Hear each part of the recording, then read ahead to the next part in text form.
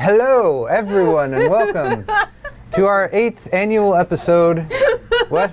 Oh yeah, full screen. Whoops, I'm giving you guys all a secret preview. We will get our act together, we promise. Totally on top of things today. So this is our 8th ever annual episode of the Alt+Tab live show. I'm here with Jenny. Hi, Paul. Hello, Jenny. How are you today? I'm good. It's Friday. I'm really, really excited about that. I am too. All right, so we have some excellent tech news to talk about with you guys today. Never. But first, I think we should start with a new tradition, and I don't know what that is. Jenny, any ideas?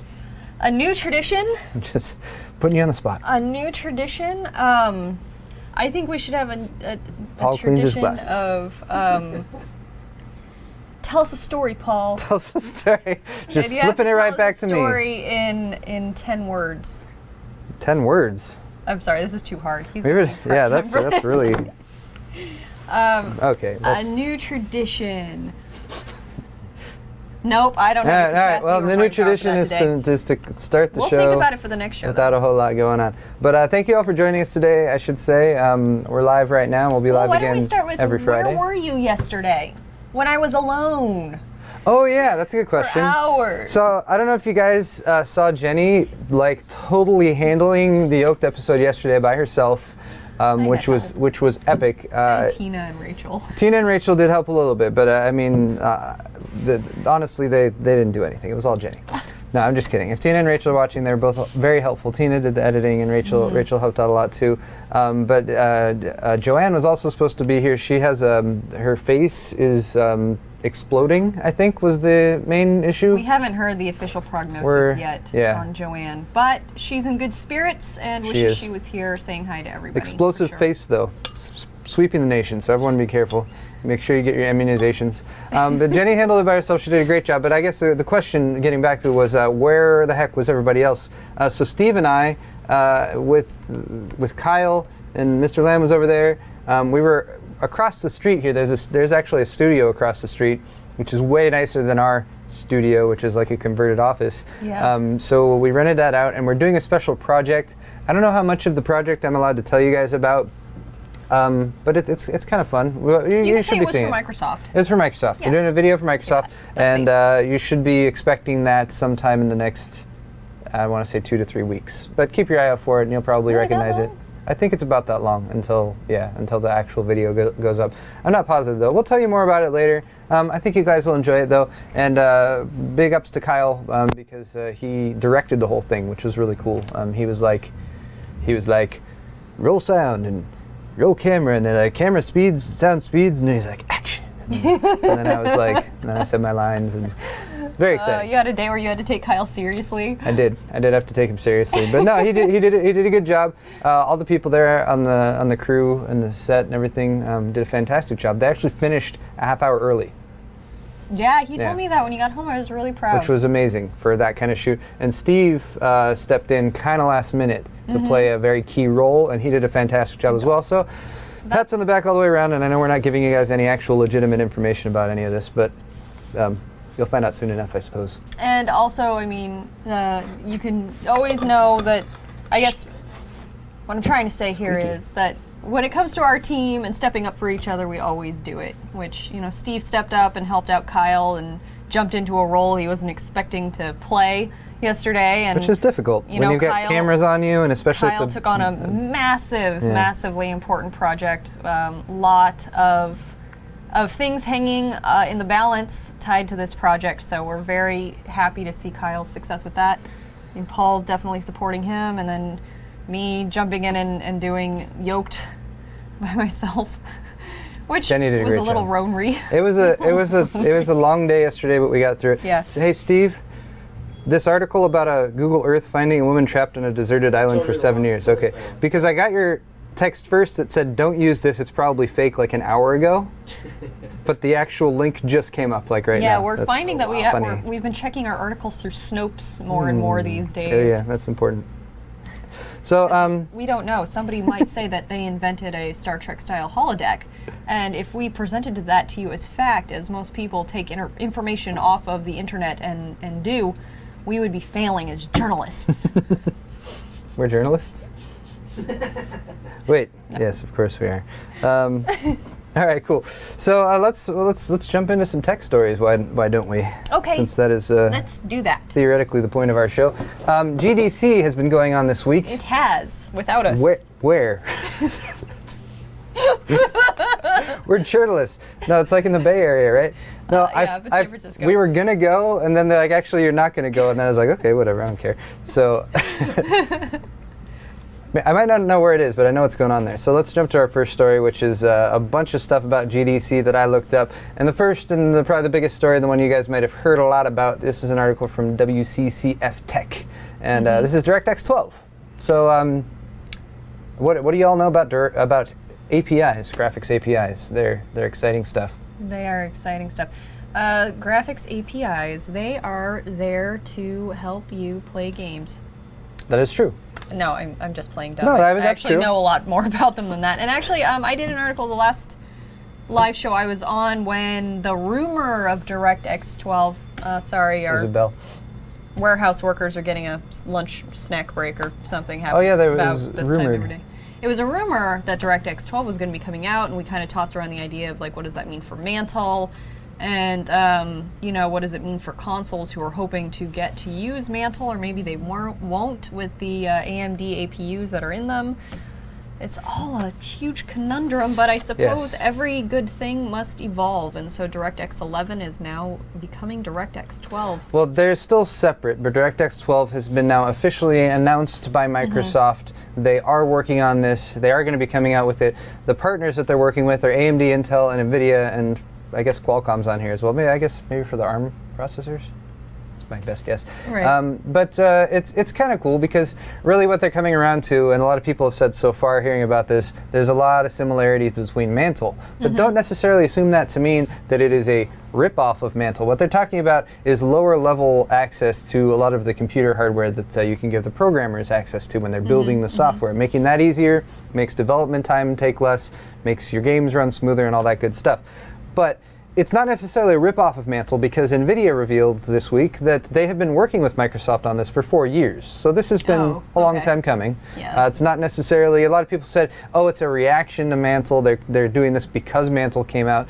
And timeliness might be a bit of a concern there to some degree, but don't necessarily assume this is just... So what does competing APIs in the market, what does that mean for game development, and how is that going to impact people's ability to... I mean, are we going to be able to choose? You could have a DirectX 12 or a Mantle version of the next Thief 2 or whatever. It should, since it's a software thing, it should just be you play the game, you can choose which API to use. But for anyone has no idea what we're talking about, let's start a little bit high level.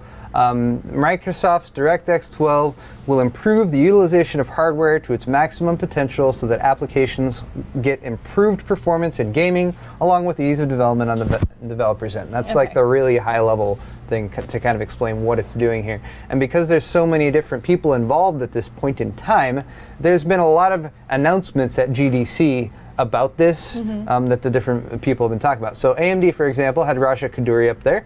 And AMD is sort of in an interesting place right now because they just came out with Mantle. But they've been very positive about DirectX 12. Raja announced it. He said, first off, hardware support and software support is what's really important. If you guys remember when DirectX 10 came out, it was tied to Vista. And you had to buy Vista in order to use DirectX 10. And a lot of people were like... Which is terrible, because Vista was horrible. Yeah, but they didn't really know that immediately at the time. But couldn't get Windows 7 fast enough. That's true. That's very true. And people thought that was kind of a little bit of a shady move because it was like, oh, we're this new cool graphics effects. And that's when a lot of the cool effects that we kind of take for granted, like tessellation and stuff like that, was introduced. But like, oh, you have to buy the new operating system in order to get that. And then people were not as stoked on that. But for DirectX 12, there's a lot of actually really cool news that's been talked about this week because the support that's going to be available when it does eventually launch, which probably won't be till 2015, by the way, that's another thing we should point out, is pretty expansive. So all of the AMD GCN or Graphics Core Next based hardware will support it, which means that you will have support for it in an Xbox One, for example, which is kind of weird, but I don't know if they're going to go for that or not. But that also means that anybody with a 7000 series GPU or the new RR7 or R9 series of GPU from AMD, once this launches, you can just start using it. So there's some backwards compatibility there. But wait, there's more. Does it cure cancer? No. Mantle cures cancer. Well, we have heard. So we have heard. So that's what AMD had to say. Intel has come out and said that the 4th generation Haswell CPUs will feature full support for the DirectX 12 API if you have a Haswell-based processor that has Iris graphics in it. Now, Iris graphics are only available in VGA embedded solutions, so you can only have Iris graphics in like a laptop and stuff, so you'll still have access to that to some degree. But there's some support from Intel that's not quite as expansive as AMD, but 4th generation Haswell CPUs will feature full support for the DirectX 12 API. There's a restriction on the processors. Only Iris and Iris Pro graphics chip will be able to take advantage of it. And they also recently announced their Intel refresh platform. I'm going to come back to all the Intel news from GDC in just a minute. I'm going to try not to bore Jenny too much with all this stuff because it's okay. There's a lot of it. Short history There's a lot of it. Of APIs. Okay. So after AMD and Intel said their piece, NVIDIA came out, and NVIDIA took it even a step further because, like I said, they've been working with Microsoft for 4 years on this. NVIDIA has support for DirectX 12 once it launches, not just for Maxwell, but also for Kepler, and also back to Fermi. Well, that's cool. 400 and 500 series AMD or NVIDIA GeForce GTX cards will be just like, hey, just switch over to DirectX 12. I mean, those cards can't run Minecraft anymore. Oh, but yes, they can. you might as well be playing on a toaster. That's like the kind of the mentality we have here at Newegg, because we so frequently get all the newest stuff. So once you look, you're like, oh, that's a year old. I agree to some extent. That's not a year old. Fermi stuff's more. Fermi stuff's much more than a year old. But I mean, anything that's like that old or older, we tend to be like, that's old. I don't want to use that anymore. No, I perfectly I'm building my brother a computer for his birthday, right?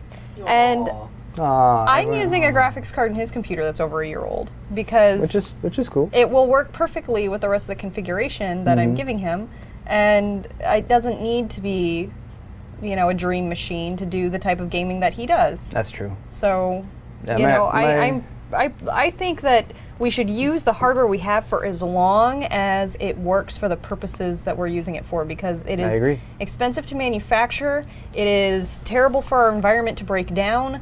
Most people, what do you do with your graphics card? Do you tear it apart? Do you break down all the components? Do you recycle everything? No, you don't do that. I melt all the gold off of it, and I'm saving up for like a grill, Yeah. See, if people took your initiative and with their technology, then we wouldn't have, out by my parents' house, a whole desert full of it, where people just drive out and dump truckloads of their e-waste everywhere. So that happens? That happens. That's a real thing. They should fix that. See? Anyway, Solutions. so I believe, I might poo-poo. Obviously, I agree. if you can have a Lamborghini, when I'm pointing at the 780 Ti's over here, get a Lamborghini. But if you need something reliable that does what you want it to do and be reasonably enjoyable, you go get an FRS. I have a Honda. Or a Honda. Or a Honda. I have a Honda too. Okay. My Honda's not that fun. Yes, we know. So NVIDIA support is there for all the graphics cards going back like 3 or 4 years now, all the way back to Kepler and Fermi, which is pretty cool. And NVIDIA says the DirectX 12's focus on enabling a dramatic increase in visual richness through a significant decrease in API-related CPU overhead. Historically, drivers and OS software have managed memory, state, and synchronization on behalf of developers. However, inefficiencies result from the imperfect understanding of an application's needs. DirectX 12 gives the application the ability to directly manage resource and state and performs necessary synchronization. So they're trying to get the left hand talking to the right. Exactly. So they're trying to remove the middleman so that you can have more direct access and it's more power efficient and all that good stuff. So that's kind of fun. All right. So that's the first bit of my GDC news. DirectX 12, it's big, folks. It's big. Should we just keep plowing through? Let's plow. Okay. Did you? Let's plow, says Jenny. All right, I'm nominating that. You guys can let us know, send us tweets, if that should be the message we send to Linus. Who's Linus? What? Oh, yeah. All right. Jenny doesn't know who Linus is. Look, it was plowing through. Let's plow. Steve's taking this down in the notes. Steve is the one on the Newegg TV handle today, by the way. Rachel has gone camping. Oh yeah. So let us plow. Okay, so let's get to this next article because Intel had just a loads of stuff to talk about because they have a lot of new stuff coming up, which is kind of exciting. So this is like every time I try to describe the layout of Intel processors and the way they have segmented everything, I start from the point of like it's fairly simple. You know, you have their enthusiast and you have their mainstream, and then I get like 2 more sentences in, and then I'm just like, this is too confusing. But nevertheless, I will try. So right now we have Haswell. Yes. Which is Hashtag who's Linus, let's plow. Hashtag who's Linus. I like it. So right now we have Haswell processors. Those are the current top-end mainstream Intel processors. So there's also the enthusiast segment that's up above there, but just talking about mainstream, Haswell's what's currently out, socket 1150, Haswell's the microarchitecture, and we're expecting 2, possibly 2, maybe 1 and then another one in 2015, 2 new releases from Intel this year. The first is what is going to be called, you might hear called a Haswell refresh. Intel has given the epic-sounding code name Devil's Canyon, which sounds like, isn't that where Anakin did the pod racing? I don't know. It sounds inappropriate to me. Devil's Canyon. I did not even think of it in that way, Jenny. I promise. So the Devil's Canyon processors. It's a mid-generation refresh of Haswell. So a Haswell refresh, we're expecting it'll drop into 1150 motherboards, but we're also expecting, possibly rumored to come out, is 9 series motherboards. So right now we have Z87, and those are 8 series motherboards, because 80 means 8 series. Following me still? Okay, so Z87 motherboards right now for Haswell. You're going to have 9 series, or what I'm expecting probably to be called Z97 motherboards coming out, which are also going to be working for Haswell, so socket 1150. And that's all in the mainstream. So that's what they're talking about first off. Devil's Canyon chip, mid-generation refresh of Haswell, which will bring high-end chips with unlocked multipliers. So maybe like a 4870K or something like that. I have no idea. And I haven't heard anything, so I can actually talk about this stuff because I'm not under NDA. Yay. This is all speculation. I'm going to point that out multiple times. Intel says, here's a cool thing I read. Intel says to expect improved thermal interface and CPU packaging materials. Good. Yay. Thermal interface? Things need to stay cool. Expected to enable significant enhancements in performance and overclocking capabilities. Any of you guys who may have delidded your Ivy Bridge or Haswell processors might be cheering right now.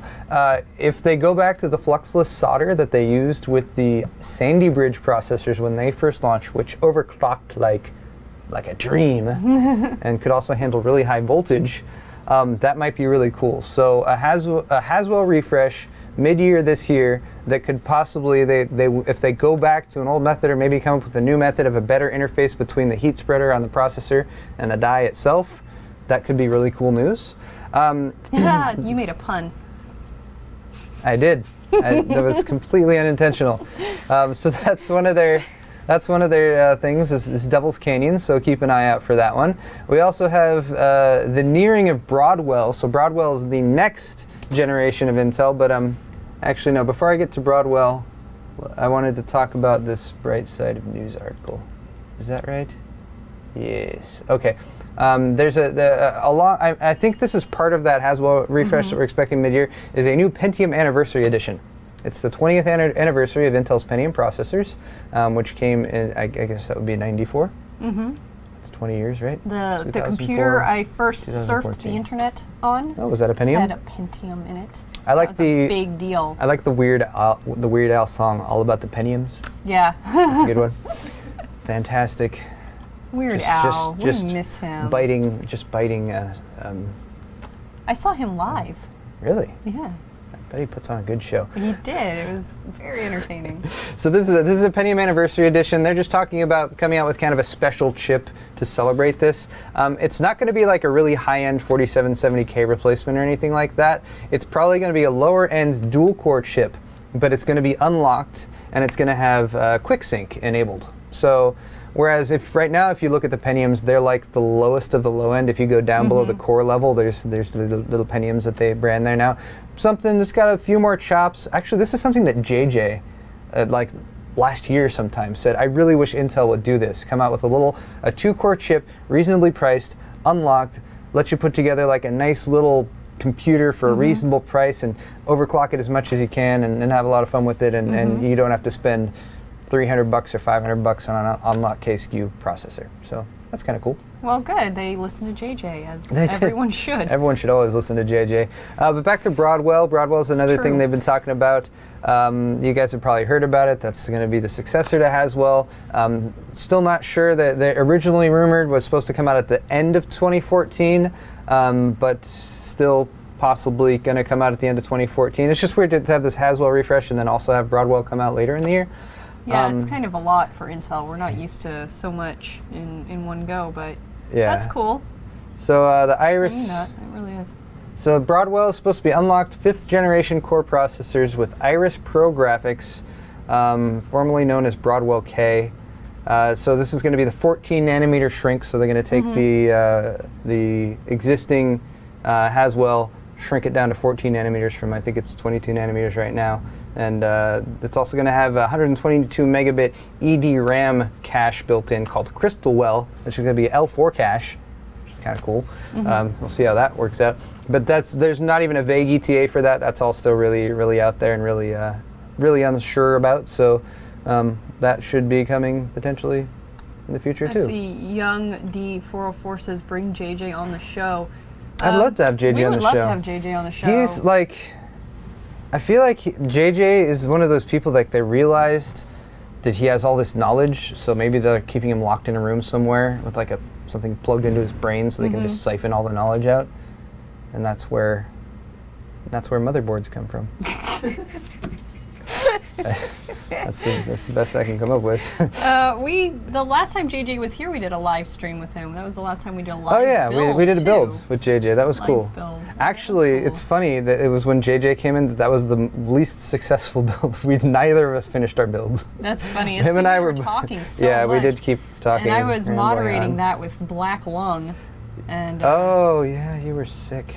But I learned more in the 2 hours I spent with JJ than I think I had in the previous 2 months working here. It was like I had to go home and just stare at the wall for an hour to process it all. Yeah, JJ is. Wow. You try to learn as much as you can when JJ's around. All right. I have 2 more items from GDC to talk about. I know it's a lot, but I think there's a lot of cool stuff that was talked about this week.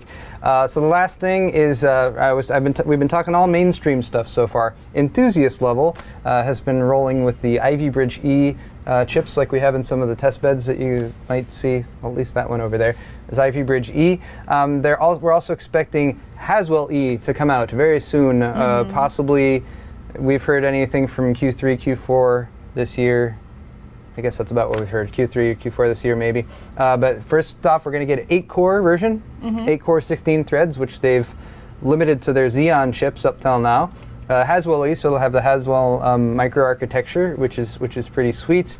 It's going to be the first platform supporting DDR4, which I'm still on the fence about DDR4. I mean, I want DDR4. I think we should have DDR4. I just don't think it's going to be like night and day difference because memory is already so fast. But we'll see how that works out as well. And then it's going to be the X99 chipset is what we're expecting for that. What's still not yet known is what socket it's going to be and whether there's any chance of backwards compatibility. I'm guessing no because socket 2011's already been out for so long. Yeah. Chances are they're going to switch to a new socket. Right. They want it to coincide with any of their new CPU releases. Yeah. So that would make more sense. That is almost all of the things I have to say about GDC. We got a couple more. wish you were there? I don't know. I mean, I say yes, but then I look at what at this week. I know so far, and I'm like, I don't see how we could have worked that out. So. Yeah. Somebody just asked me about the 760T case. The 760T case is the Corsair case. Yes, they exist. You can find pictures online. Actually, Tiny Tom Logan posted like a full video kind of looking at it, but it was pre-NDA, so he was very like trouble. Walking he was walking a very fine line. as far as what he was saying, because you're not allowed to review it yet, but they've released pictures and details Yeah, I was about gonna it. go take a really blurry picture of the box. Yeah, so check out. We've got one here as well. As far as reviews goes, I know there's an NDA for it, and I don't know when it lists. But once that lists, I'm sure you're going to see a bunch of videos on it. I think it's the 23rd. 23rd. And our video here is going to be next week. I'm doing okay. ours. Oh, all right. Here, and then, yeah. Cool. Well, I'm excited about that case. I'm going to be doing some stuff with that case, for sure. But sorry, I got a little sidetracked. All right, so some more AMD. This is some AMD GDC news, since we've talked about what Intel and what NVIDIA have talked about so far.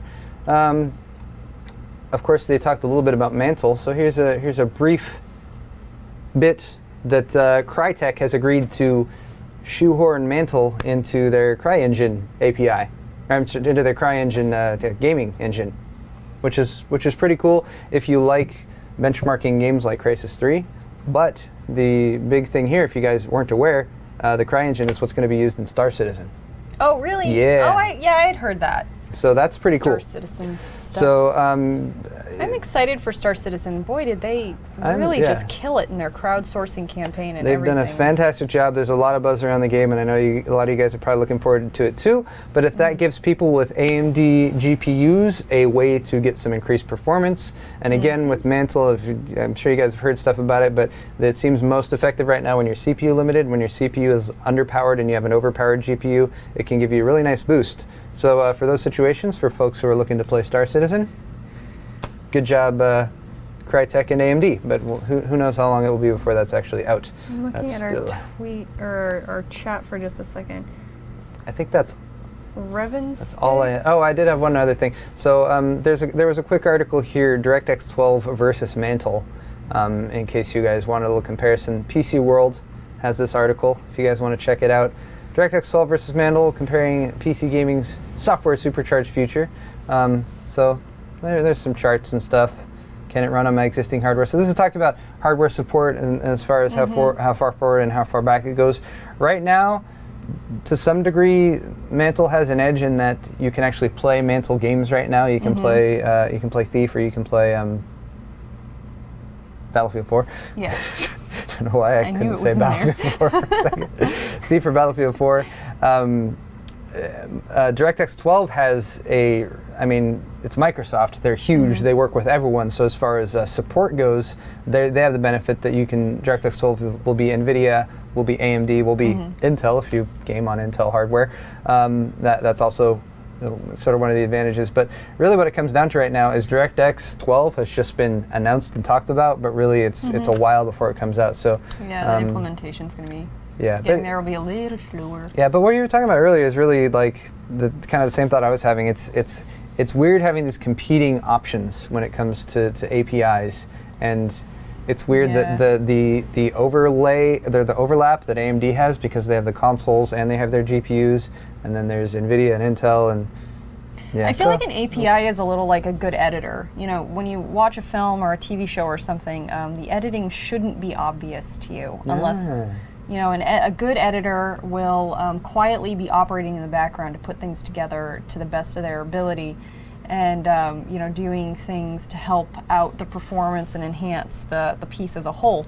And I feel like that's what an API should be doing, and really it should be something we don't have to think that hard about, which is why I'm a little nervous about having two major contender APIs, is because if then like you have to take yet one more thing into consideration when you're about to sit down to play a game or purchase a game or purchase a piece of hardware, I think that too much contention between them, too much open competition between them is going to stunt hardware sales a little bit, and at least make people, you know, kind of confused as to, okay, so now I have to worry about this too. I feel like the API battle, if there indeed seems like there's one a brewing, how much that's going to impact people's actual choices when they go to purchase a game or purchase their hardware. Yeah. Well, I think from what you said, I need DirectX 12 to edit my videos for my YouTube channel. Then maybe I could do more videos if it's a good editor. See, I'm waiting for you to have both of them running like the same game or something on the same specs, to do and then comparisons you can say back and like, forth. here's what this one does, here's what this one does. I have been impressed thus far with like what Star Citizen showed Mantle doing. I hope that DirectX 12 will be, just as competitive. I'm sure it will be, but just in terms of the leaps and bounds they're making for what AI can do in a game. I'm sorry, yes, AI can do in a game. I think that's really, really interesting. It fascinates me, which is why I've been following Mantle and Mantle stories so closely. Yeah. But be that as it may, I think it's time to move on. Okay, we can talk about what you want to talk about now, Jenny. Twitter. Oh, we should talk to Twitter. We should check our Twitters We should for just check a our second. Twitters. I actually had a few things that I wanted to At some point, talk- I'm actually going to log into Twitter here, so I don't need to use my phone. But that's okay. Sent you guys stuff. People send me stuff. What on what? While we're speaking of Twitter, we need to give a shout out to Walshy1009. Yes, Walsh. Walshy. Walsh. He made a video. We're not going to show it here because he's a bit younger, and we're not sure if that's We're not allowed sure if or it's anything okay like that. for us But to show it. we wanted to at least say thank you because he Yeah. did an awesome video imitating He a made bunch us of laugh. YouTube celebrities, What's up, Steve? and we thought it was funny. Tell him We a laughed. special message to his parents. They need to give him a direct connection Ethernet and not let him play on wireless anymore. He's Okay. building a whole brand new system, and he's only using wireless because the router's in the kitchen. Oh. Yeah, we need Walshy. You gotta Yeah. talk your folks into getting you a really, really, really long Ethernet cable from the router to your computer, because it'll help you a lot to not be on Wi-Fi. You need a direct connection, man. But I I don't agree. know. I'm gonna reserve what I was gonna say. But anyway, thanks for making us laugh Yeah, this morning. thank you for that. Also, Steve, I don't have any tweets, so I don't know what you're tweets? seeing. But no one. I got some tweets. Yeah. You Hit tweeted? refresh. I'm refreshing. I see Mrs. Wicked Kitty. Maybe Is there that a was hashtag earlier. you're following? No, I'm I've just got looking at nothing. tweets that have been tweeted at me. I have no tweets tweeted at me. I'm looking right at my Are feed people right now. already? Oh, Josh posted all of those pictures, didn't he? He on posted. Fractal. He posted a lot of them. All right, so it's somewhere. Fractal's running a contest right now. Mm-hmm. The details of which I am blissfully unaware of. Oh, okay. But we did send some pictures over. Like, I don't took know, that. Can I even show this full screen? I could probably. Oh, that'll mess stuff up if I do that, I think. Yeah. I don't know. I bet I could do this. No? Open link in new tab. I'm bringing it. Drag it over Here. here. Ah, there we go. There it is. There's a. So we took some pictures of us signing the side panel of this Fractal Define R4 so Blackout Edition, and Josh has posted them all over his Facebook, and there's one of them, I guess, is the point I'm getting at. You're welcome. Kyle looks slightly uncomfortable there. But entertaining nonetheless. So yeah, check out the Fractal Facebook page, guys, if you want to enter that little contest. Yes, go like to win Fractal on Facebook and follow them on Twitter. It's a signed side panel that we all signed at CES. Speaking of Fractal cases, we're going to give away the white builds soon. We promise. I promise. That's just one of those things that came up recently. Like, did we ever give away the white build? Yeah. No, it's still in the box. No, we didn't. And as a matter of We fact, still it's in got the it. background of It's that over there. picture. Really? Yes. Oh yeah, that's it, in the background of that picture. We put it there to block the other case that's there, which was a competitor's case. But anyway. Fantastic. Um, All right, so let's, Jenny, you had some I have subjects to some stuff discuss. to talk about. Little Gizmodo article here first off. Let's talk like about this one. aerogel. This stuff is so cool. Really okay, cool. so aerogel is basically, without boring you too terribly much with the details, you can go read yourself, but it's a type of nanotechnology that has built a structure out of tiny, tiny, tiny tubes. And those tiny tubes, all connected together in kind of a big matrix, has created this substance that is super strong, super light, and fireproof. It's amazing. So here's a picture of like a butane torch with a what looks like probably no more than maybe a centimeter or two of the aerogel. Of Jello. And it's going from underneath it, and the delicate flower on top remains unscathed. Unscathed. And here's crayons not melting. Doesn't melt the so crayons. this has a temperature resistance of up to 2,000 degrees Fahrenheit. Nice. Impressive. I don't know what the shell on the outside of the space shuttle is heat resistant to, but I would imagine it's probably pretty comparable. It's great if you don't want to light matches, as Yes. you can see here. You will keep your matches safe. Keep your matches nice and safe. Also, here's a block of it. Now, the clear stuff is a silicone gel kind of material that they made it out of. It's basically, they're describing it as like frozen smoke, kind of. Yeah. But this gray stuff is actually made of a carbon composite. So that's why it has the dark color, but it's so light that it isn't even bending the whiskers on this. This is a graphene aerogel. Graphene, that's what I meant. Sorry.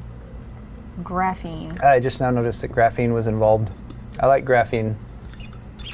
Like I don't know that much about it. I remember when I first read about it several I think years of this ago. stuff as like unobtainium, which is I think it's been used in movies. Some of you probably have heard this term before, but it's started as an engineering term for the perfect That was an material. Avatar. Right, in That's what they were Avatar. mining on Avatar. I think that Avatar planet. James Cameron was making a joke Yes, about it. he definitely was. Because unobtainium's, an engineering term for the perfect material to use for all things that is too rare and too expensive to ever use. And this stuff is definitely really, really expensive right now, but I think as the technology evolves to make it, it will become less so.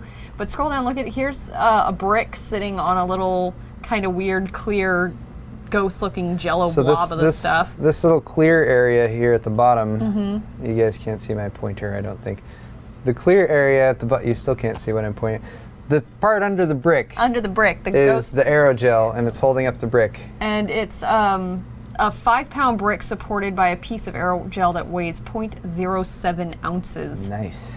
And if you scroll down some more, they have a car running over a piece of it, and it's not compressing it at all. It's amazing. It is amazing. So I wanted to put it to you guys. What would you make out of this stuff? What are some of your innovative ideas? You can tweet at me at GearheadGirl27 or at Paul Hardware. Let's put back here so or they you can can see our Twitter. hashtag Alt+Tab. Yes. So there's our Twitter names, guys. If you don't already know them, you can tweet to us. Tweet to us or hashtag Let's also Alt+Tab. come up with a funny picture at the bottom of me making a face with Steve, and let's just make that be Kyle. Kyle being uncomfortable there. That's the best. Kyle's. Okay, Sweet. so that's aerogel, and I know that I'm excited because I want to make a computer case out of aerogel. that would be cool. A computer case out of Actually, aerogel? no, it wouldn't. Well, Maybe. it's such a good insulator, though. That would suck. We want something that can let heat go. That's true. So maybe not the best, but I'm sure it's got to be usable in computing somehow. Yeah. I was thinking like Yeah. a spacesuit. Spacesuit? Or an airplane, like Okay. it could be like Wonder Woman's invisible airplane. I feel like if we could make some of there's certain heavy things in the office that we have to move around frequently, and making them out of aerogel might just make it easier to move things around. Right. But also easier to knock over. Easier to knock over? Yeah. That's true. If it's that light, that gust of wind could... Okay, so my next story is actually also from GDC. Oh. The place we aren't, but are talking about endlessly today, and that is probably most of you have already seen this already. Morpheus. Project Morpheus, Sony's new VR competitor. It's maybe gonna spank Kinect all over the place, but basically you have to be attached to a 15-foot cable right now to be able to use it. But I don't see it. Everybody's calling it the Oculus Rift competitor, and since Sony made it, it's probably going to be like, I can tell just looking at it that Sony has a lot more human interface engineers working on this than perhaps Oculus Rift does, but Oculus Rift is also still in the design phase, so we'll see where it goes. I just know that Sony, as a company, tends to focus on the user experience a lot, so their product is going to be very ergonomic. It's going to look nice, that kind of thing. But I still think that if they are only going to limit it to PlayStation 4, then Oculus is obviously going to be a much more dynamic platform.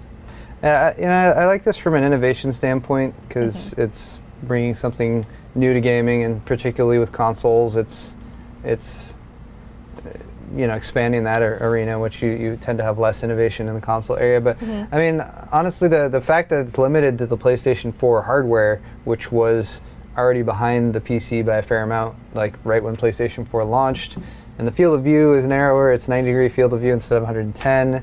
It's not going to be quite as immersive when you're looking at the headset. I mean, you got to be tethered to the thing the whole time because they want to integrate streaming into it.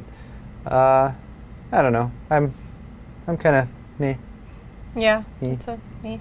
I don't know. I think it's kind of cool. They were talking about having, what game was it? Sun? Titanfall. No. Battlefield 4. No, it has Sun in the name, something Second Sun. It's a huge game right now that I can't remember the name of because I'm having a moment of Fridayness. Sun. Yeah, anyway, but that you control it with your eyes. Like, it goes where you look, and I really think that's cool because I don't have the most dexterous, pinkies in the world, and travel for me in games is a challenge. Travel? Yeah, like making characters walk and look. Moving from place having, to place? Having to, like, do this kind of action all the time. I'm not brilliant at it, and it's definitely a deterrent for me in playing PC games. But that said, I think that I don't know, I'm excited about it because to me it's, and they were talking about like the future of virtual reality in this article is going to be like, they're going to be hologram rooms in the future where projectors are going to put you in a virtual world, and they can do it with wallpaper, that it, it's not limited to just being inside goggles. This can happen.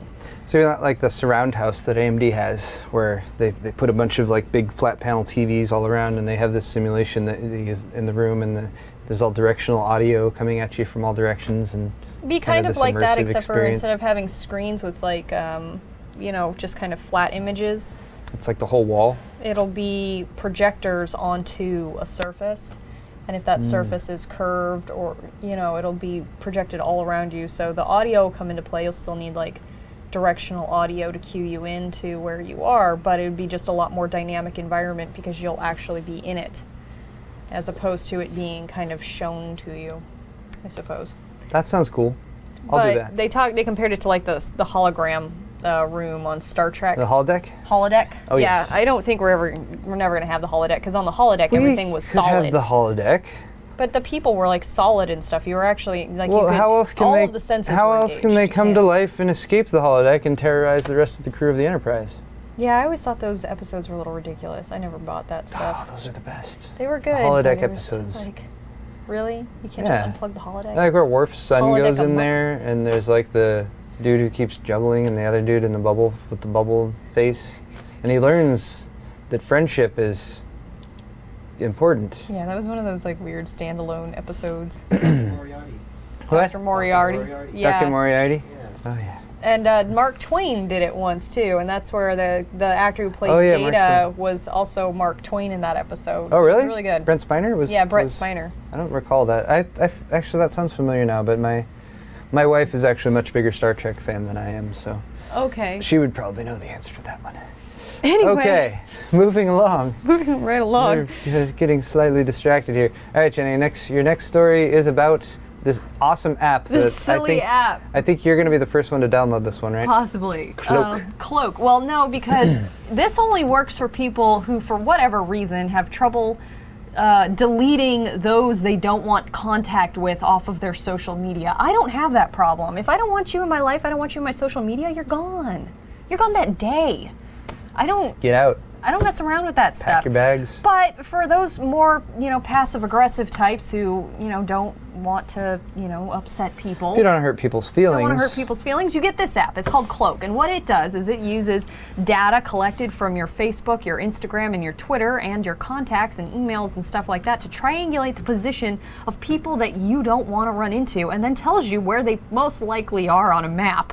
So you can see they got your distance here, friends who are nearby to. Oh, so people, does it like warn you when they're Yeah, I mean, you like, can hey, this set guy's 347 alerts miles for away. He's cool. He's cool. Ex-girlfriend so-and-so. He's not within shouting I want distance. I want like a 2-mile radius at all But watch times. out for Jared Cohen, because he is 600 feet from you right now. He's probably watching you. He can see you. So you need to duck. Get that in the means- bush. So move. Get in the bushes. Does this tie into a map? If it tied in and gave you like a really sneaky escape route, like here's the best way to run away from this person, that would be kind of fun. That would be fun. It'd be like, Especially- here's a map route to a safe Starbucks location. If it led you like under, like through sewers or something like that. I don't know.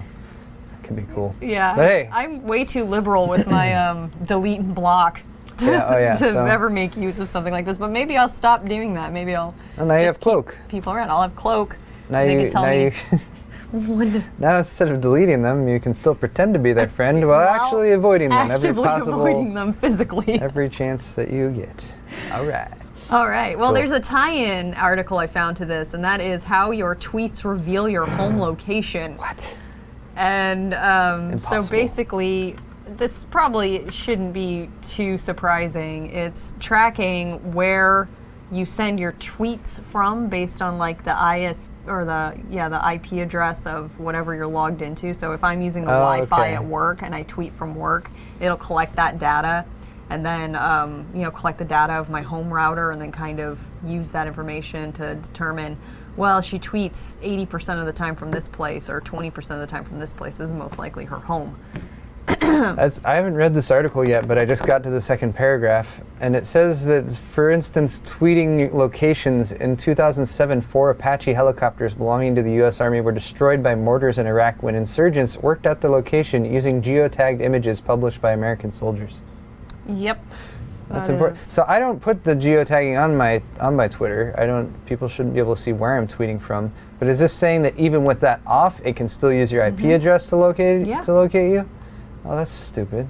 Because there are IP address trackers anybody can download. And Oh. I've seen, it'll tell you right there, here's your IP address, here's where you're located, here's where that IP address is located. So the absence of geotagging data does not mean your location is a secret. Yep. Shoot. People might find me. And also, I mean, if you're using a network that is not secure, that information is even more readily available. Thought we're having So a that's- nice Alt+Tab, Jenny. Now I'm so scared. that's why you need the other app. The other app, But see, okay. that's what I mean. Like, these two things can tie together because this will help Cloak run more efficiently.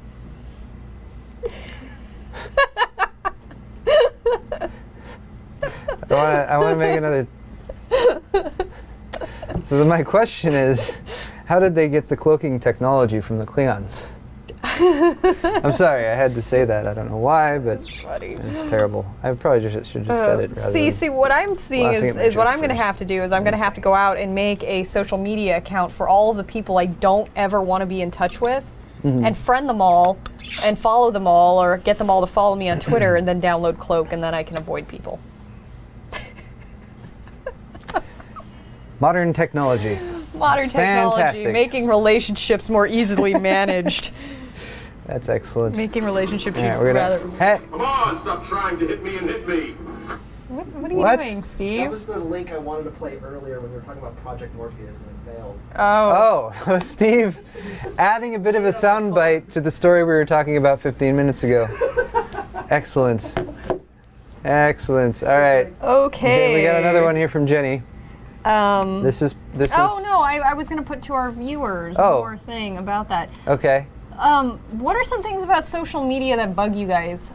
Those of us who lived at least some of our adult lives without any kind of social media, navigating what that does, I think we probably feel the effects of it in our personal lives and relationships a little bit more Yeah. clearly than people who have had it for so long that they don't remember what a social life was without it. But what are some tweets and posts and things like that that you wish people would just give up on for the sake of just maintain some kind of personal privacy of some kind? Like what do you do personally? What do you avoid posting personally? I guess is Yeah. also something that interests me. I have to imagine that there's a lot of there's a lot that affects that if you're a younger person, which we are young, of We are course, young but we're not in spirit. necessarily still, say, younger than 18, because I know social media really didn't exist at that point in my life as I was growing up, but it does now. So I know there's a whole set of problems that it can create for working people. You know, you tweet some like, "Oh, today sucked and I hate my manager" or something, and then it comes back to you later or something like that. But I mean, if you're younger and your parents are still watching over you, I guess it would depend on how social media savvy your parents might be, and then they could possibly, you know, we hear lots of stories about, you know, kids parents watching their kids or finding out certain stuff or all that sort of. Or you wonder, like, why wasn't the parent watching this? Like, this is clearly the best window and insight you have into your child's life if all they're going to do is constantly post all of their personal fodder all over it all the time. Why wouldn't you be watching it? I would watch. Friend them, like, download a picture of one of their friends' pictures, create a fake account, and follow them. It's easy. It's easy.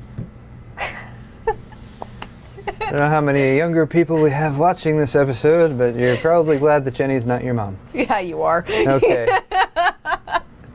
We have a few Twitter questions. I managed to actually get this working. So Matthew Salisbury, hey Matthew, he asks, what do you like to game on more, an Intel 4770K or 4670K? I would say 4770K just because I have one of those at home and it's good. But I've gamed on a 4670K and it's honestly like not much different at all. There's only a very few games right now that can actually leverage more than 4 cores. So if you're on a budget, definitely just go 4670K. It's perfectly adequate for gaming, and it's really a very, very small boost or a small difference going for 4770K. Unless you're video editing, then a 4770K really helps with render times. What is a good upgrade for a GTX 650 Ti? I'm guessing if you're looking for something at the same price range, I don't know. No. I would say a 760 is an excellent card right now. I know it's a little bit more expensive than that, but if you can afford a GTX 760, fantastic card right now. I'd say that'd be a nice boost, a nice little upgrade from a 650 Ti. Also, you're not mentioning what resolution you're playing at. If you're at 1080, you're probably just fine with a 760. If not, or if you wanted to go with an AMD, for example, you could probably try an R. Gosh, they changed all their namings around, and now I don't have them memorized as well. You could get an R7 260X. There's a 260 and a 270. And there's a 270. There's also a 265 as well. But that has been, they haven't been there. We don't have one, and they're not really very easily obtainable. So they're unobtainium. But yeah, I'd say try for a 760. Even for us. That'd be a nice upgrade. You think we could just walk over to the other side of this wall and go pick one out? I do that all the time. Really? No, I'm just All right. What would be a good $100 to $200 headset for PC gaming? Speaking $100 to $200. That's pretty. That's pretty nice. That's pretty it's a pretty nice headset. range. That's a pretty good range. Yeah, I like Sennheiser. I have my PC 360s, which I really enjoy, and you can find those for sub $200 if you look hard. Originally, they're supposed to be about $250, but since they're a little bit older, sometimes you can find a good sale on them. And those I just love because they sound really nice. They're really comfortable. I like the look of them. Nice, good quality mic, and I like the mics that mute when you flip the boom up. That's also kind of useful. And then apart from that, and there's a lot of other ones that are out there on the market, but that's a pretty big range. Another thing you might try is go for, save a little bit more, $200 to $300. Go for like a really nice audiophile grade set of just headphones, not a headset, and then get a clip-on mic or something like that, because that's really, if you really want good sound, there's the number of headsets that are out there that have sound that's that nice are more limited than the dedicated headphone ones. I'm looking at our Commissar says super lux. Our chat a little bit, scrolling back. Oh yeah, and ask Logan. Logan can give you a lot of feedback because he has a ton of those. I try to tell people, it takes a lot of time to sit there with lots of different headphones and like directly compare them from different sets, and I haven't done too much with that. But yeah, good stuff. I think we have. Here's another question from Frozen Radiator. Oh, I should say thank you, Smit, by the way, for submitting that question. Frozen Radiator asks, hello, my cousin has a GTX 660 in his gaming computer. How outdated is he? Buy the 780 Ti or Titan Black already? It's a difficult question to answer directly because when I look at outdated, I say if you're running a GTX 660, then that means you spent about $200 when you originally bought your graphics card. So if you're looking at what's available now for $200, that's where I would say how outdated are you. And at $200, a 660 to a 760 or a 750 Ti or something like that, it's not a huge boost. So not very outdated. If you want to compare it to something that costs much more, like a Titan Black or 780 Ti. How much is the 780 Ti? $650. Yeah, so that's 3 times as expensive. That's like comparing a Audi R8 to a Civic. They're not really comparable. You make car analogies like they're nothing, and every time I'm like, oh, that's a good car analogy. But I'm thinking about a car that costs about $30,000 to a car that costs about $90,000. So that's 3 times as expensive. Yeah, I couldn't pull that information out of my head. The 780 Ti is about 3 times as expensive as a 660. It's a very good analogy. You're gonna get it 3 times. Yeah. And it's not really an outdated thing. It's just really a performance difference that comes with that type of purchase. That is true. Very true. All right. So frozen radiator. What? Was he trolling? He just said gotcha. Yeah, nice. Sneaky. You did, indeed. Okay, you got us. Alrighty, we should go back to this picture of Kyle. Oh, if only Kyle knew we were. Okay. Okay. Cool. Jenny, you had one more little bit to talk about. Yes, I did. Let's go to that.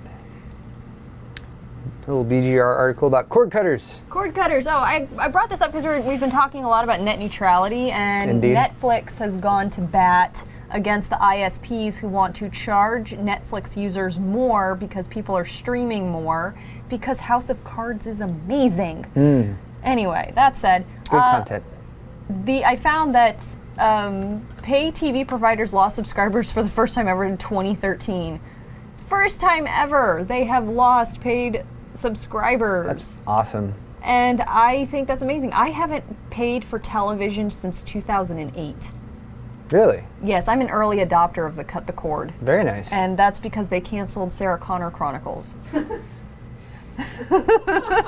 That's what did it, huh? Sarah Connor Chronicles. If only they had known. Yeah, Chezz and Steve are really having a laugh. Oh my at goodness. me. But no, I was in the middle of my bachelor's program, and it was the only show I watched. It was the only TV I allowed myself on a weekly basis was that show, and I loved it because I love Terminator, and for no reason at all they canceled it, and I was like, I called up Time Warner the next day. I was like, I'm done. I'm out. Just like, did they try to get you back? And you're like, no, bring back Sarah That's exactly what I said. You canceled my show. And then I will sign back up. But wow. Oh no, actually, I had Dish at that point because cable had infuriated me so much with how expensive it was for how few channels I got, and basically, like, if I couldn't watch BBC America for Top Gear on a basic cable subscription for $120 a month, or what absurd amount of money they charged for it. No, you need the extra package that's 40 more bucks on top of that. Right, exactly. And I'm like, what am I? I'm paying $160 a month so I can watch 2 shows. Yeah. And then they stopped, or Dish dropped BBC. So I was like, well, there goes my Top Gear. And then they canceled Sarah Connor Chronicles, and I was done. If only they knew. What? If only they knew. Let's plow Sarah Connor. No, that's not our hashtag. Bring back Connor. Bring back Connor. Bring back Sarah Connor Chronicles. I like the other one. What was it? Let's plow. Let's plow. So I'm good with Steve, Let's Plow. Steve did a bit on Yolk'd. Was that on Tuesday that he did that on Yolk'd? So long ago. For what? About what? Well, there was one about the Time Warner thing that they put out where they're like, hey guys, we'll do like a data cap for you and we'll cut your price down a little bit. And everyone's like, nope, we're not interested in that. That's what I like. And I like. Mrs. Wiki Kitty is asking me, Top Gear is on Speed Channel as well, isn't it, Jenny? I don't know. I only watched UK Top Gear. I watched American Top Gear a few times, and it was just a rehash of all the stuff they already did on UK Top Gear, so I kind of lost interest in it. I didn't think Tanner Faust is an amazing driver. He's not an amazing TV host, and the other 2 guys were really annoying. So they lost me. So kind of like the original Whose Line Is It Anyway versus the US version? Yes. Except for I still enjoyed the U.S. version. I did still enjoy it. Actually, they're bringing it back. That's pretty cool. But yeah, it's stuff like this that's actually going to hopefully make there be some change. It's like them actually, like, what? These stipulations and these requirements we're putting out for people, they don't like them, and they're actually cutting out their service. And then I just watched, I have no idea how recent this South Park was, because I have not been keeping up with the South Park very well recently, but it was one where they kept going. It was kind of a funny, clever episode where they flipped it. Like, all the kids were worried about the content their parents were watching, because all the parents were watching what they called murder porn, like all the crime scene shows and stuff like that, and the parents were all into that, and the kids were like, I'm worried that my parents watching this murder porn and that they're going to actually kill each other in real life or something like that. You know, it's like parents, like, my kids are playing video games and they're actually going to go out and shoot people. Funny. Which is kind of funny. But then they tied it into the like the cable company thing, and they went to like what was clearly like a Time Warner Comcast like combination, and they keep going up and be like the kids, because the kids managed to turn the channel off for their parents. I'm sorry, spoiler alert if you guys are watching South Park. The kids turn the channel off for the parents, and then the parents go to the cable company and be like, we want this channel back, and they're like, and it's, I can't do what they did. Well, I probably could, but they keep like rubbing themselves in the cable company. Like, maybe you should go to the other cable company in town. Oh, that's right. There isn't one, is there? Oh, that's too bad. It's too bad. And There's then they no would. choice. Yeah, You will pay for our cable, or you will not pay for any cable, and then you won't have cable. Wah. And then people like me who haven't had cable in 6 years are like, so. Hey, you have several people agreeing with you that the UK Top Gear is awesome and that the US Top Gear is poop. It is. It's Freezing EU says US Top Gear is poop. Can't argue with that. Happy's been saying Top Gear UK is BBC America. It's on BBC America. I love BBC America. I watch it through other methods. You watch it at my house sometimes too. I watch it at Steve's house. Just go to Steve's house. He records it for me on the DVR, and I go watch it, like I OD on it at Steve's house. Yeah. Like 101 episodes that last time he showed up. Yeah. Sweet. Oh, and Twitter before you guys bail. Everybody wants you to. Twitter. I need to. I should really be signed into Twitter, and I'm not. So I keep having to use my phone. Thanks, Mrs. Wicked Kitty, for promoting us on your. Make a car out of aerogel, says Kyle Bushman. Twitter. If you could make it. Twitter. If you could make it, like, rigid enough to form the body of a car, that would be awesome. It is rigid enough. It is? I thought it was like a.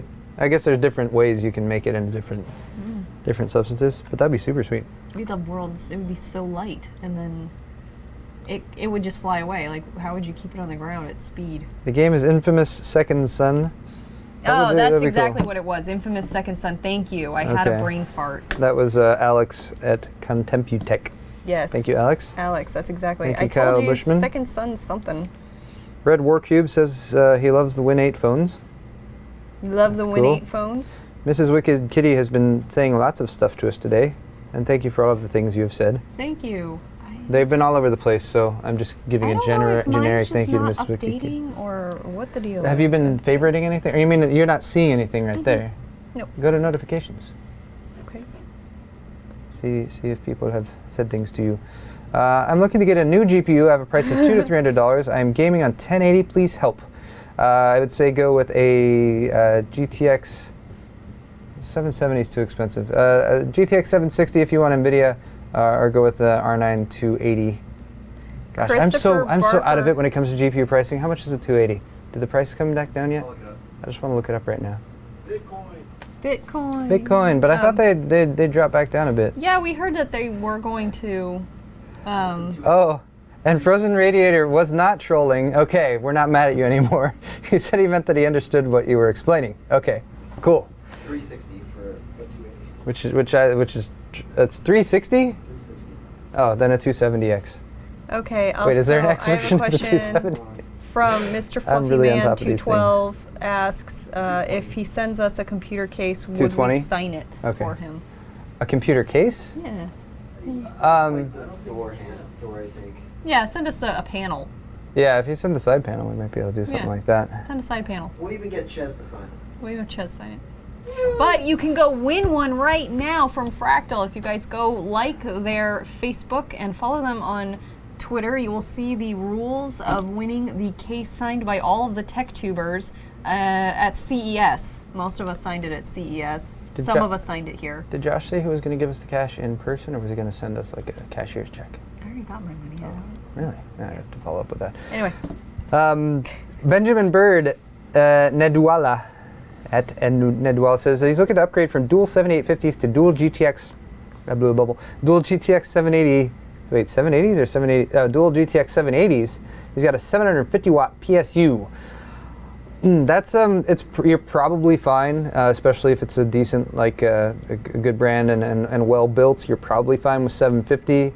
So I'd say try it with 750 because chances are you're only going to peak it at maybe 500, 550 watts. But it's all just a matter of your efficiency rating on your power supply and how effective it is.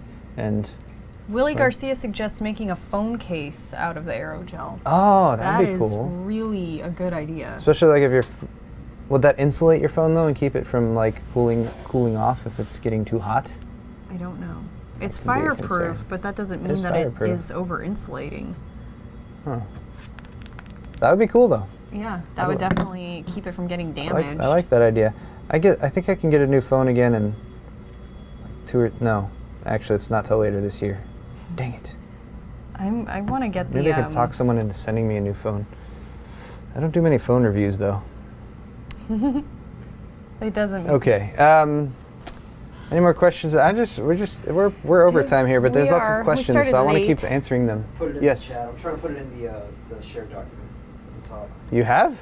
Well, yeah. I haven't noticed any of that. Aerogel for house insulation. That's true. You would have a fireproof house. That would actually be a really, really useful thing. Say that again? Aerogel as house insulation, and it would save people from home fires. Yeah, and it's not flammable. Yeah. That's a good one. I That's like awesome. that one. Who said that? Corona Fusion was asking the Arc MIDI R2. Joey Chigo.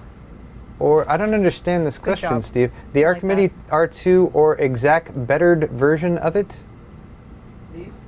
Please? Clarification, Chrono, please. Yeah. We need more information. More information. All right. Commissar 0617 asked, so Logan is going to sell Cherry MX keycaps. That's just something I thought He is? about. Yeah, that would be awesome. I saw something recently which is like people are 3D printing keycaps. So you have like a specialty, so like you'd make like the escape key. You just freaked that thing out. What, did I just break this? I don't know what you did.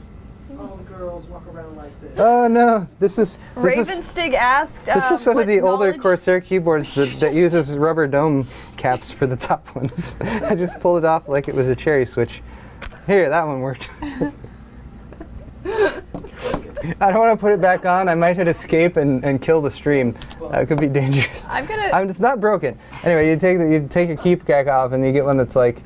It's like a skull and it's like 3D and it looks cool. Okay, I'm done. Anyway, Ravenstig asked us, like at the beginning of the show, and I saw it, we kind of were going in the middle of the stories, but he asked, what knowledge do you need to develop an Android app? I have no clue. Let us know if you find out, though. Develop an Android app? Yeah. Do you know how to develop an app? No. Oh. My software or programming found the knowledge limits of our knowledge. You're hitting the outer walls of Paul's brain space. Wait, is Linus having a garage sale? That's weird. The Linus auction tips. Linus auction tips? What? Somebody put that. Is he trying to sell stuff now? I don't think Is he just, do they have too many product samples there and he's just gonna like, that'd be fun. I'd go to that. Like, yeah, I'll buy this stuff you're selling. I sent a tweet to Jenny about it being used to bring back comet dust, says TR Strider. Yes, check your tweets. Was that? Oh, okay. And also thank you, Michael Lepp 9054 for the garage sale really for Linus. Is he really having? I'm curious about this. I haven't looked at Linus's social stuff for a little bit. Am I 3D printed? No. Only a few animatronic parts that were added on. Those are third party. At some point we need I'm trailing off because I don't have anything to say. the hashtag. We need to confirm with everybody what. Okay, so what are we saying? I liked I liked. I like. Yeah, the Sarah Connor. All right, I liked Let's Plow. I like Let's Plow. Let's Plow. All right, message to Linus. Let's Plow. No context needed. Giggle. No Giggle. Sarah Connor, no cable. No Sarah Connor, no cable. Sarah Connor, no That's cable. another option if they want to pick. No, that's too long. That's too long. We want something you guys can rapid fire into their chat thing, and you guys can In do a friendly, Let's Plow. and Yes. and conversational In way. a friendly and conversational way, because really we are asking all of you to be ambassadors to other people and on the YouTube sphere, and we're trying to spread goodwill and by encouraging all of you to go on to watch Linus's show, which is on.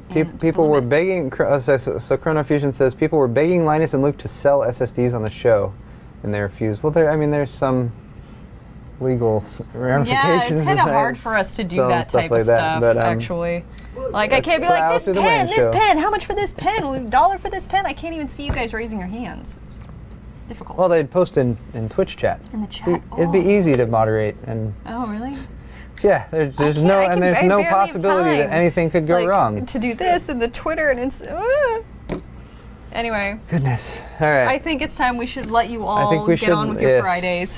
Thank you all for joining us today. Once again, I'm Paul. This has been Jenny. We've been doing the Alt+Tab show here on Newegg TV. Yes. Stay tuned next week. We will be back after a weekend of hedonism to bring you guys this show, which will be re-uploaded on Monday. One other thing, by the way, if you guys can let us know, probably not Twitch chat because that doesn't stay there, but let us know when we upload on Monday. We've been considering trying to do our upload on Friday because I think that would be a good thing to do. I think people would see it a little bit closer to when it goes. Yeah, and it plus wouldn't you'd be have the like- whole weekend to To check it out watch it while whenever. you're hungover on Yeah. Sunday morning or whatever. We just need to figure out how we're going to do Isn't that just me. because after we stream it, we need to capture it, and really it's just a time thing. Like by the end of the day today, people have gone home, and it's hard to ask people to do too much outside of working hours. So we want to try to do that. So let us know in the comments after we upload this on Monday. But of course, stay tuned for Yolk'd on Tuesday and Thursday next week. We'll be doing a Q&A on Wednesday. So Yes. send your questions over to qandegg@gmail.com, and we'll Correct.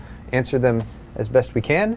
And thank you all. And thank you. Thank you We all really so much. appreciate you taking an hour out of your day to come hang out with us. Very much And we so. will see you next week. All right. Bye, guys.